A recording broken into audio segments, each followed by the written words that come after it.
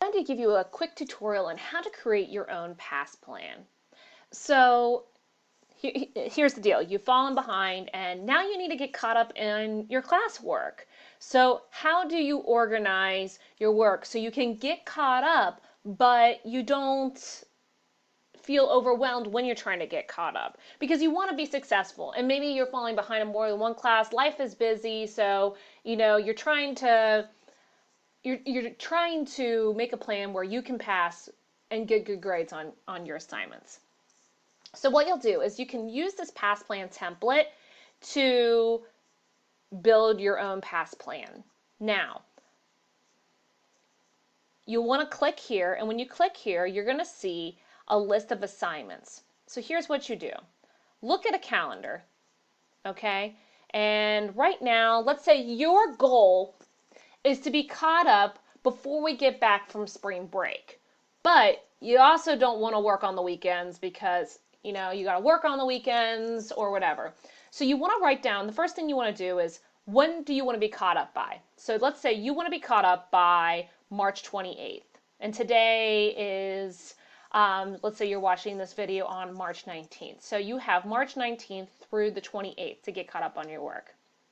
So the first thing you'll do is March, you put 319, but let's say you're not going to work on the weekends. So skip 21, 20, and then you're going to go to 322, 323, 324, 325, 326, and then 327. All right. So that way, I'm sorry, and then 329. All right.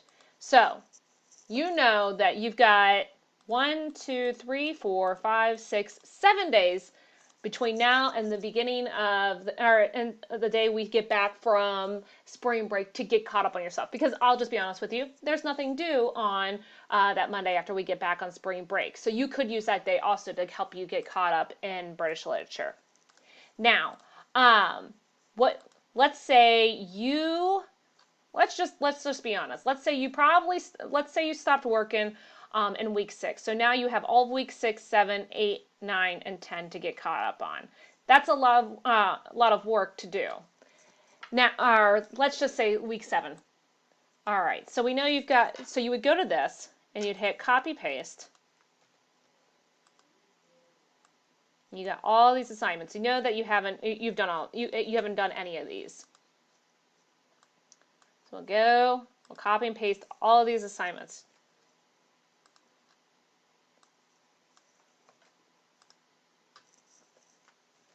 Now,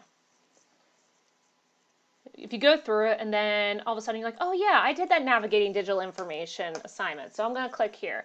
And then maybe you remembered, oh yeah, I did my ed puzzle too. So I don't have to do that. All right. So you go back and you double check that you have all what assignments you have and haven't submitted in class. Now, you've got 1, 2, 3, 4, 5, 6, 7, 8, 9, 10, 11, 12, 13, 14, 15, 16. So you got 16 assignments and you've got 1, 2, 3, 4, 5, 6, 7 days. So, guess what? Life just got a lot easier. Now you're just going to go, all right, I'm going to put 3 assignments here, put 3 assignments here, 3 assignments here, 3 assignments here, 3 assignments here, and then 1 assignment here. So then you would and then you would just move it around to however you wanted to. So you could say, okay, I could probably do these 2 assignments together.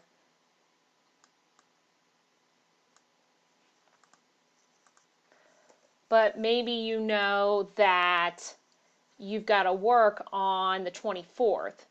So now you can just move around your stuff. Maybe move 1 up here and then you know that you could do these two when you get off work.